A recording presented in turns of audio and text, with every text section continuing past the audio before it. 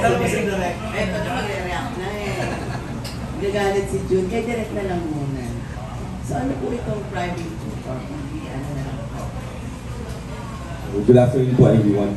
Yung kwento ng private tutor ay kwento ng isang teacher na kapos sa kanyang pagiging pagtatrabaho. And then she went to a certain racket which is private tutoring.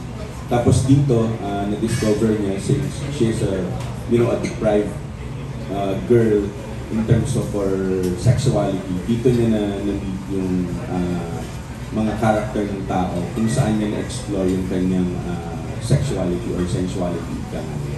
Yun po. Kung para saan po yung title ko sa private tutor, parang gano'n ka siya ka-sexy, ka-bold, kung para doon sa mga Viva Max films na talaga nakawan.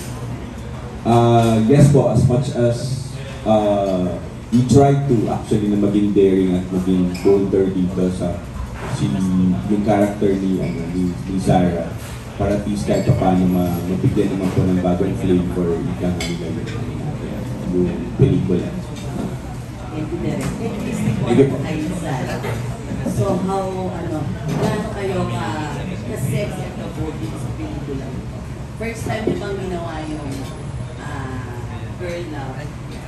Actually, ito po yung pinaka-first time ko na sobrang laladan scene. Since dati naman po sa last mga movies ko, more on kissing lang po. Ito talaga may sex talaga siya. So parang, ito yung first time namin actually, lalo na si Zara. So parang, masasabi ko, super lalang pagka scene namin dito. Super sexy. Siguro 1,000 over 10. Actually, totoo po. Sabi ko nga kay Direk, sa sobrang lala, sabi ko kay Direk, pwedeng sa lalaki ko na lang gawin to. Kasi dito ko na-feel na, babae pala talaga ako. Kasi nakikringihan ako sa ginagawa. Sabi ko, oh my God, Direk, seryoso ba? Sabi ko, gagawin ba namin to? Kasi nung una po, dinaya namin ni Christy. So, dinaya namin ganyan. Tinitake ni Direk. Tapos lumapit si Direk. Halata eh, pwede bang gawin yung totoo? Tapos nagtinginan kami ni Christy, sabi niya, ako direct, kaya ko, ewan ko lang sa kanya. Kung hindi ka kaya, dayain na lang naman. Syempre, di ba, magpapatalo ba ako? Di, go! Ayun po.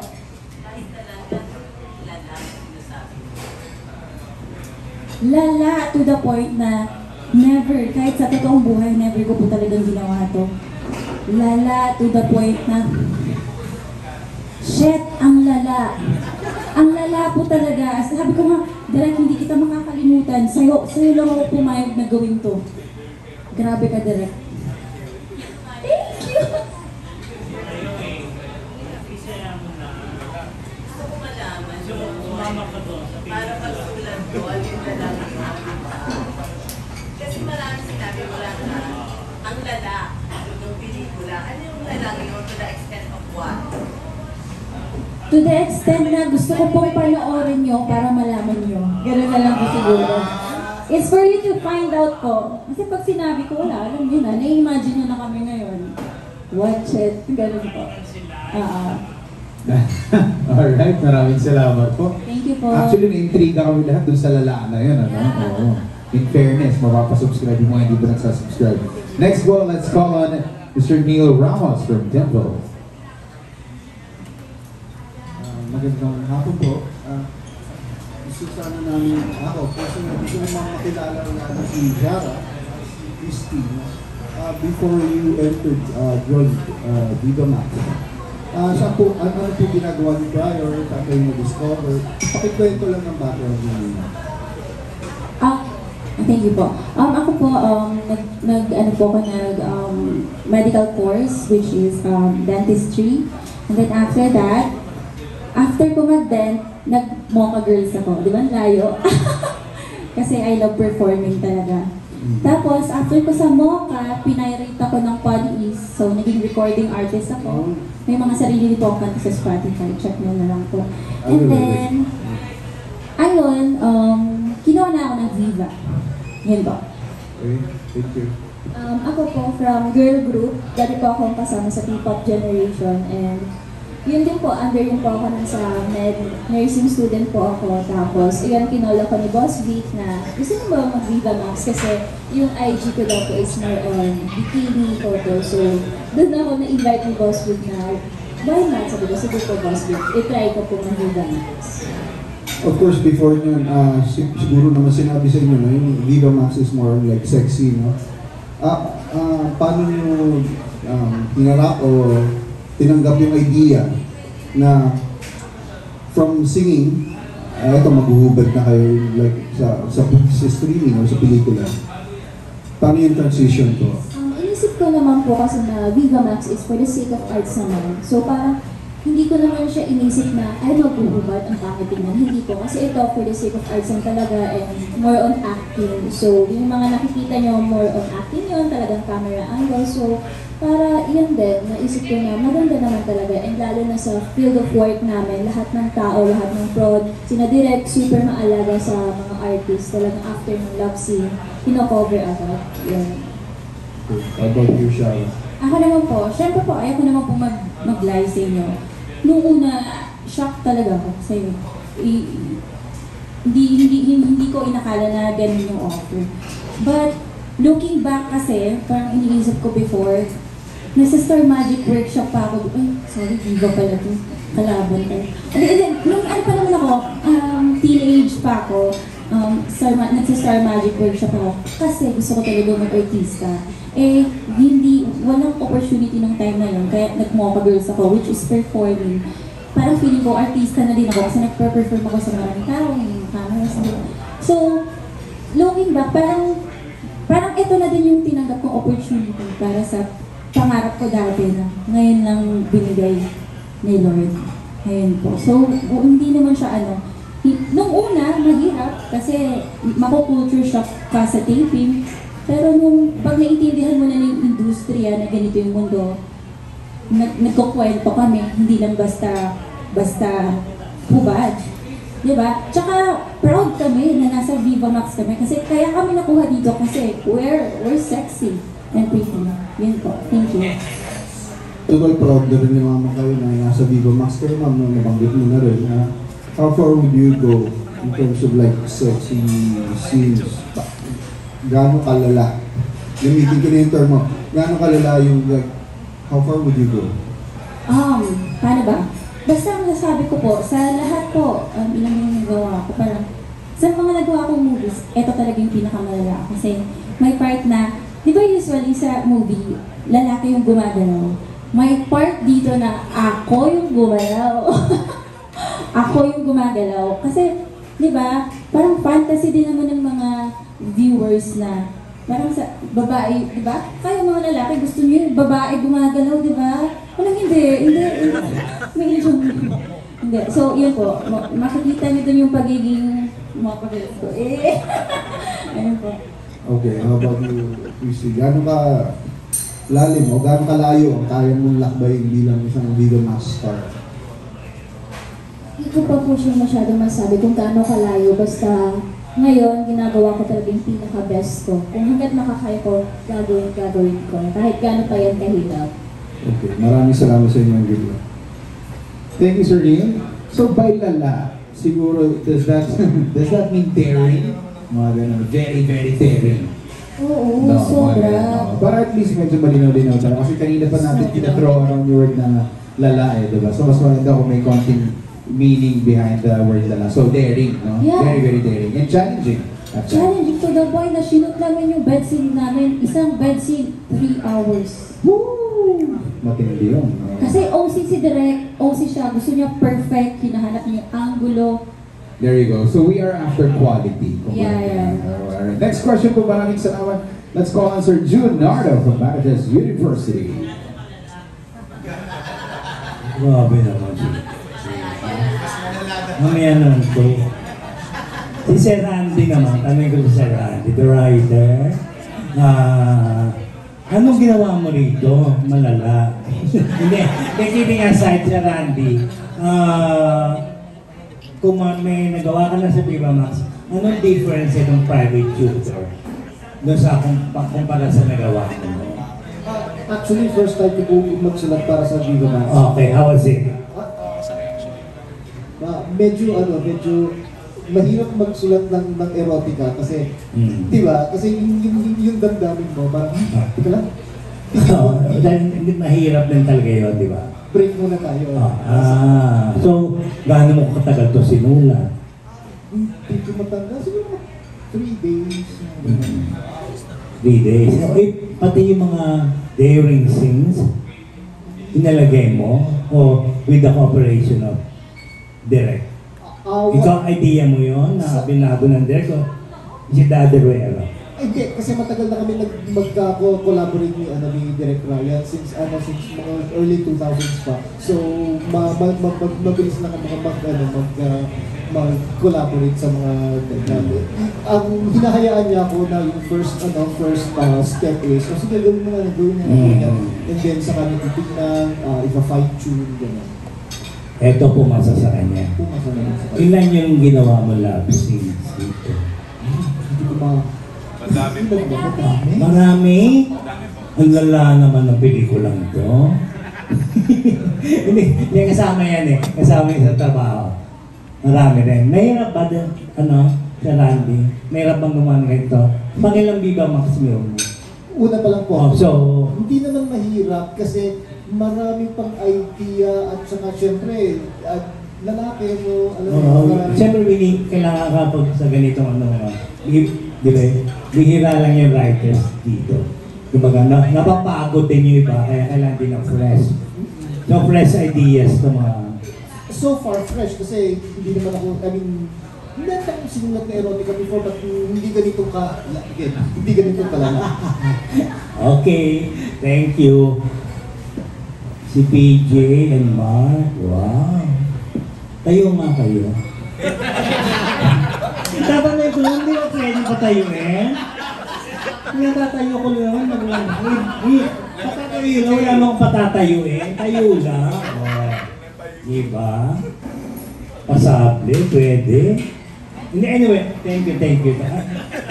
Ano pa gusto niyo pag-ubarin ko? Ha? Gusto niyo ba? Tataas yung damit, okay? Request ng mga media. Pwede niyo may taas yung damit niyo. Go Beans!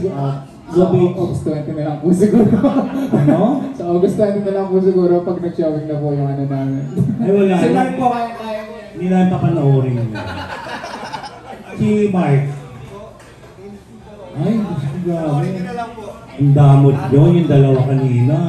Di ba all the way pa kanina? Hindi nakita? Oo. Hindi, sige, okay, no problem. Hindi man tayo. So, anong lamang ninyo sa ibang kasi bago ba kayo? Sabi ba? More or less. Ako po mga mahigit 1 year na po, pero matagal na rin po akong artista talaga. Pangilang Viva Max na to? Alam mo? 6 or 7 po. Laki na ng pera mo. Ikaw, BJ. Ako po, matagal na din po akong actor since 2013. Sa Viva po, parang 2022 po ako nag-start ng Viva eh. So mga pang 7 or 8 na Viva. So, anong lamang ninyo sa ibang male Viva Max artist? Ako po siguro experience. Saan? Saan experience mo? Experience on acting, tsaka yung mga experience sa mga position. Uy, di ba? Ayun po. Bakit naman? Kailangan yan. Hindi po nahirapan sa akin si Direk sa pagbigay ng position. Alam mo yan, Direk, di ba? Ako pa nga yung nagbigay ng idea, Direk. Gano'n din ako. Joke lang po yan. Pero maganda po yung mga position po ni Direk na binigay sa akin. Sobrang lala po talaga. May mga first time kong nakita. Sulit. Oo, sulit. Si Mark naman. O siguro yun din po yung experience sa acting kasi nga ako yung siguro sa mga male na Viva Max ako yung pinakamatagal na nag-aartista. Okay. Tapos yung sa mga set scenes naman wala po ako wala po ako limitations kaya din po siguro. Buti nga po walang frontal eh. Kasi, ay, grabe, great ka. Dito lang po.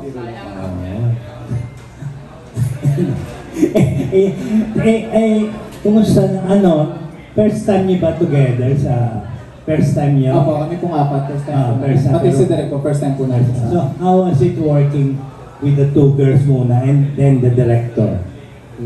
Ano po, yung una po muna kay Zara. Nung una po kasi originally hindi po si Zara yung teacher join namin dito. So, nung pong nag-workshop kami, wala siya iniisip ko paano kaya ako communicate dito sa bida, hindi pa kami nakita at all. And then iniisip ko, parang link na din nabigay sa kanya yung script, so shit, paano kaya to? Sabi ko kasi medyo intense yung eksena namin, we have a fight, we have a love scene, parang gano'n. Ako po kasi yung kind of actor na gusto kong kausapin yung co-artist ko, how do it, bago po kami kunan. So, I was surprised, akala ko po matagal na din siyang artista, because she was so good. Knowing na bago pa lang po sa kanya yung Wow, Zara! Sinabi ko sa kanya po yun na like kahapon niya ata. I mean, hindi po ako nahirapan kumonect sa kanya kasi po parang kahit saglit pa lang sa kanya script, parang ready siya sa pag-act niya. Parang gano'n. Mark? Sige, si Christy naman po. Christy, sorry. Wala po kasi kami ng eksena ni Christy dito pero nakasama ko po siya sa shooting tsaka binusog niya po ako sa shooting, so sobrang saya po niya kasama. And Direk, sa kay Direk naman po, si Direk Ryan po dito parang hindi ko po siya makakalimutan kasi siya po yung Nagalitan ka? Ay, hindi po. Hindi po nagagalit si Direk sa shoot eh. Ano mukhang pari nga? Tinatanong nga po siya, sabi ko sa kanya, Direk, paano mo naisip itong mga to? Nakwento lang daw po sa kanya, hindi daw po based on experience niya. Wow! Okay. Sobrang bait po ni Direk and he is very specific sa mga gusto niya mangyari. So, napakadali para sa amin na gawin yun because he direct us very specific lang what he want to happen. Thank you, BJ. Ikaw naman, Mark. Ako naman po, first time ko rin mag-work with everyone. Kay Zara, nung pinakaunang kinunan po eksena namin yung sexy kada. So, yun, una, medyo naiilang ako. Pero Nakita mo na yung pet mo rin, ikaw din. Oh, di ba? Okay. Lahat po. Okay. Good, di ba? Tapos yun Yes. po, naging komportable naman po ako agad kasi naramdaman ko na may tiwala siya sa akin. Kaya ganun din, may tiwala kami sa isa't isa. Nagawa po namin ng tama lahat ng pinapagawa ni Direk na kung pag pinanood nyo, parang totohanan na talaga siya. Hindi mo naisipin na pinaya lang, ganun po. Si Christy naman po, konti lang yung mga scenes namin, pero na-enjoy ko naman makipag-work sa kanya, tsaka napakabait kasama sa set. Yan, lagi nagpapakain dito. Ano pinapakain mo, Christy? Marami, lahat po. Ay, sino ba sa Christy ka ba sa Christy? Zara? Oo, kasi ano sinasabi mo? Anyways, yes, ito naman, Christy. Si Direk naman yan, sorry. Sige po. Si Direk Ryan, first time ko po maka-work, straight to the point po eh. Tapos hinahayaan na kami actors na interpret yung role namin sa eksena. Tapos may papa-adjust lang po. Sasabihin na po ano yung gusto na mangyari. Tapos yun po, napakagaan pong katrabaho. Thank you, Mark. Thank you po. How about you, Christy? Ikaw ba yung private tutor dito? Si Sarah. Nalilito na, kanina pa kami. Pangwalo na kayo. Yes, sige, Christy. First po kay DJ kasi siya po yung una ko naging ka-close. Okay. Before pa mag-workshop, okay naman siya, laging mabait, makulit. Tapos si Mark naman, super bait din and matulungin when it comes to script. Tapos si Zara, syempre, alam na, super kalog sa... Lagi nagpapakain, di ba? Nagbibigay yan ng Ano ba yun? chocolate. Ayan, tapos may dalang chocolate. Tapos, yun nga, sobrang kalog. So, pag hindi pa namin scenes talagang napapatawa. So, masakit ang siya na nakakatawa. And to Direk, Kay Direk ka. Direk Ryan naman, first time ko rin po maka-work si Direk and super duper malinis po siya magtrabaho. Like, gusto niya every scene talagang walang halong kamalian ba. So, parang gusto niya malinis yung pagkakadeliver ng lines mo o yung ganito yung angle. Medyo. So, super bait po ni Direk Ryan. Lalo-lalo na sa love scene talagang protektado lahat. Kina-cover agad yun. Nice. Ito naman, Sarah. Ako naman po, sige, kay VJ. Kay VJ naman, makulit din to eh. So, makulit ako. So nung scene namin, parang naglalaro na lang kami. May part pa nga na bed scene, nagtatawanan kami. Ayun naman, mag-ano po siya katrabaho. And then kay Mark, Si Mark mukhang siga, no? actually, Diba? tahimik siya sa set. Sobrang tahimik siya sa set. Tapos kinakausap ko siya kasi gusto ko siya maging close. Kasi nga iniisip ko, dahil marami tayong bed scene, kailangan close tayo dito. So kinakausap ko siya. Tapos, Bed ma lang. Hindi, okay naman. naman siya. Pag kinakausap mo siya, kausapin ka niya. And then natuwa ako sa kanya kasi sobrang gentleman niya talaga. As in, like, sa sobrang gentleman niya, parang gusto ko na siyang bastusin. Wow. Fetish ko kasi diba? yung mga, yung mga mahiyain, mga gentleman. Sobrang gentleman niya, parang minsan na-offend na ako. Tinatakpan niya na ako. Pati mukha ko, tatakpan niya. Hindi, mabait po si Mark. And professional po, magiging umarte. And kay Christy naman, ay girl, palaban. Sobrang, feeling ko nga mas palaban siya sa akin eh. Bakit? Ang wild niya! Grabe ang lalana, wild pa, ha? Ang wild niya talaga na hindi, parang pag ako, kuwari scene na namin, ako nahihiya, siya, aura pa rin siya. Ganun pa rin siya. Kailangan ko hatulin yung pagiging wild niya kasi ako si private shooter. Sabi ko, pero nakatulong naman siya sa akin kasi dahil sa energy niya, kaya ako habulin. So, maganda yung kinalabas niya. Ayun. At kay Direct Ryan naman, sabi ko nga po, hindi ko siya makakalimutan kasi sa kanya ako sobrang nagbigay. Kaya nga sabi ko, sobrang excited ako sa sa movie na to kasi feeling ko ang ganda-ganda talaga namin lahat. And maganda din yung story. Ayun po. Good. How about you, Direk? What can you say about the stars, the film, and yung professionalism nila while doing the sexy scenes especially? Yun. So, thank you, no, sa mga papuri nila. But, yeah, of course, we're very fortunate ako na makakuha ako ng ganitong mga artista na, very professional, laging handa. Every time na tumatapak ng set, kabisado ang mga lines. They know their emotions, they know their roles. Bihirang-bihira kasi yan sa every time na tumatapak ka sa set, lalo na pag madaling araw na hindi nakakalimot na eto dapat yung role natin. Correct. Ang isa sa mga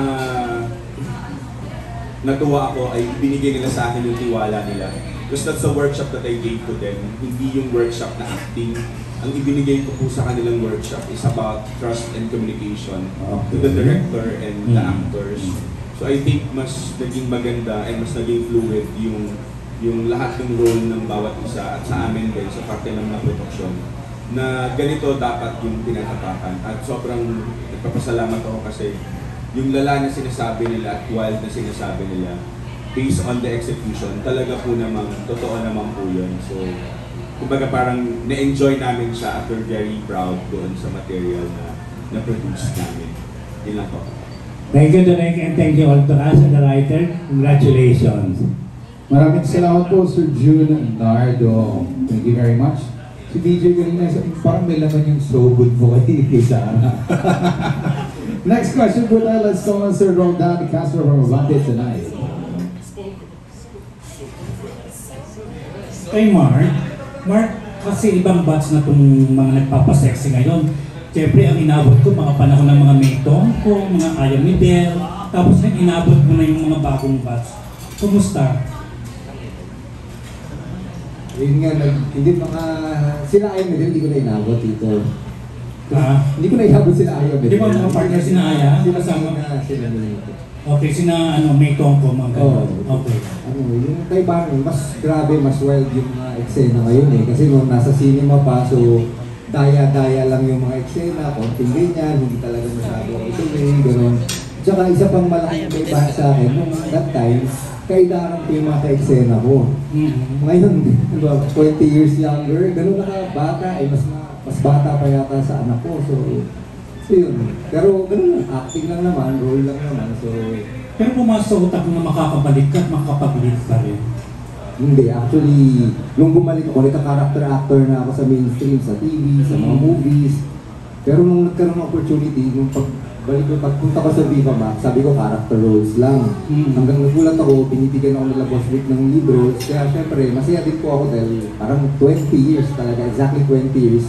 Nag-lead ako dati sa mga films, tapos yun, ulit ako na may mga lead roles ulit sa films. Okay. Sa cast naman, since private tutor, ito ano mas gusto nyo? Yung kayong nagtuturo o magkaroon ng private tutor? Ako, gusto ko ako yung nagtuturo. Ay, bongga. Ano mga pwedeng ituro? Adjust. Kung paano kumain. Ay, bongga. Oo. Ako naman po, depende sa mood ko eh. Minsan gusto ko ako yung private tutor, minsan naman gusto ko yung ako yung tinuturuan. Okay.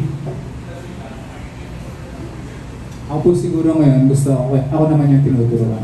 Kasi from the past, lagi pong ako yung nagtuturo eh. So, this time, ako naman sana yung turuan ng mga bago. Ikaw, Mark, siyempre sa dami ng experience. Sa ngayon, mas gusto ko yung ako yung tinuturuan. Wow. Sa dami ng naturuan ko, so ako naman yung turuan. Yeah. Kay Direk at saka sa scriptwriter po, since private tutor po din itong pelikula po, ano po matutunan namin din sa private tutor? Yeah, madami po. Unang-una, one is yung may family values din naman po ito. No? Pangalawa is yung self-exploration ng bawat character dito. So, dito mo makikita kung gaano, kailangan kasi somehow at some point, you have to self-satisfy ika nga nila yung sarili mo naman sa mga kahit anong bagay. Whether it's a knowledge, whether it's sexuality, or yourself, kailangan mo rin siya mapunan para mabuhay ka bilang isang tao. So I think ito yung pinaka-isang learning na ibinibigay ni Private Tutor. Pangalawa, ito rin naman po yung aming offering sa Back to School Nat this year. Back to school na po kasi ngayon. So, kaya masaya po kami na i-offer itong private tutoring. So, natututo na po yung mga bata at yung mga ito pang mga pamilya din na makakapanood nito. Thank you, Direk. Sir, may dadagdag po kayo? Yeah. Okay, thank you po. Maraming salamat po, Sir Roldan Castro. Up next, let's go on Nas Tavares from Pelikula Mania. Kay Direk po kasi first Viva Max po, no? Yes po. So, kumusta po? Na-culture shock po ba kayo? Yes, actually, sa sex scene, no, hindi pala siya biro. Kailangan mas madetalye or somehow mas imaginative ka in terms of how you execute materials. Hindi lang pala ito basta tira-tira lang, parang ganun yung view. Meron din pala dapat kailangan ipakita mo rin at some point kung bakit ganito nila ginagawa. It's because of passion and love. This is because of roughness and anger. May ganun po kasi pala siya dapat. So, it's a very challenging and at the same time, nagkakaroon kasi ng part of yung creative process pag nakikita mo at naririnig mo sa kanila yung mga limitations ng bawat isang tao. Kasi lahat naman may limitasyon. At doon gumagana yung creative process, yung thought process na hindi, gawin natin to ng ganito at baka mas maganda pa siya. And we're fortunate na yun nga, maganda nga yung kinalalabasan ng bawat shots na nakuha namin. And since kasi streaming siya, wala siyang NTRCB and all, pero 50 minutes lang po yung, gano'n po haba yung movie? 60 po. 60 minutes po. Pero since wala nga pong censorship, kamusta po yung naging hindi niyo po inisip yung... Actually wala po talaga kami, ako personally wala po akong inisip. Ang inisip ko talaga laban. Kung ang material ay palaban, gawin natin siyang palaban. Huwag tayong mag-hesitate, kumbaga parang gano'n. I think yun yung isang word na kung bakit nila sinasabi na malala ito or wild. Because primarily, ayoko sana mag-hesitate sila. Because sa totoong buhay, when you're doing your love scenes to your loved one, kung sino mang tao, no? Hindi ka naman nag-hesitate eh. You just use your imagination and let your body flow to the full sex scenes eh, parang ganun siya. So I think yun yung naging, kaya sinasabi ng mga artista natin na malala talaga because we try to be true as possible, parang ganun siya, para may pakita ng maayos po. Thank you. Thank you po. Thank you po. Sir Nasin, ang ganda ng pagka, the way you put it, Derek, it's really nice, no? Talagang hindi ka naman nag-hesitate, eh. No, in real life, din naman you don't, yeah, and I think you guys, by the way you described it, you captured naman siguro the way you, so, kabang-abang po talaga ang private tutor, so, well done, napakahusay. Next po, tuloy po tayo sa ating next question. Let's call on Sir Danny Vivas from Daily Tribune. Who you calling me?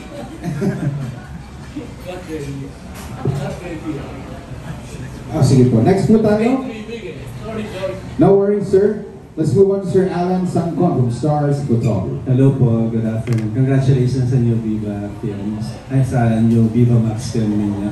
Yung tanong ko lang, related to this private tutor, kayo ba, personally, meron na kayong karanasan sa inyong private tutor before, kung meron man? Kung wala, kung magkakaroon kayo ng private tutor, ano yung gusto nyo ipaturo sa inyo? Ay, ako po, wala pa akong experience eh. Yung tsura nila. Sabi mo. Hindi, totoo, wala ka talaga akong experience. Pero if ever na meron ng private tutor, before, wala eh, kasi matalino ako eh. Char. Hindi pa ako, wala din pa akong experience. Like, simula ako, wala pa ako.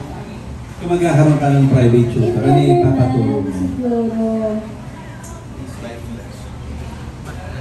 if ever siguro math. So huwag niyo akong tanongin pag may papasuhin kayo. Tutulugan ko lang kayo. Yan po. Si Mark. Ako talaga literal na naging private tutor ako nung college pa lang ako. 17 years old ako noon, tapos yung tinuturuan ko, 13 years old, sa math ko siya tinuturuan. Pero wala namang nangyari lang dahil yung private tutor na rin ako. Kasi parang relative din ng pinsan ko. Si BJ parang meron. Private, meron po, pero nakapag-tutor na din po ako nun kasi po nung college pa ako, yung unang course na tinake ko is education. So, nag-tutor po ako ng mga high school student during those times. Parang kasama sa unit namin yon. Pero hindi ko naman po ginawa yung ginawa namin. At wala rin naman po akong balak na gawin yung mag-tutor man ako ulit. Yung second question ko, kasi sabi nga ni Direk parang school parang comeback school, di ba? Back to school. Kasi parang even up to now, ang tagal mong pinag-uusapan na parang favor ba kayo na ipasok ang sex education sa school or not? Siguro lahat kayo pwedeng sumagot. Parang, or dapat yung family o yung nanay at tatay lang magtuturo sa mga anak? Or kailangan incorporate sa school, parang ganyan. Yung sex education. I think it's a yes and a no, depende doon sa, kasi medyo malaki yung scope ng how you offer sex education. I think there's always a part of dapat ang pamilya ang mag-open. And then the idea of sex education sa school, it's more of like a science base. Hindi naman dapat sana actual. But in terms of how we want to offer yung mga tao ngayon, at siguro sa mga panahon natin or namin, na somehow kasi minsan yung teacher, it's an idol to you.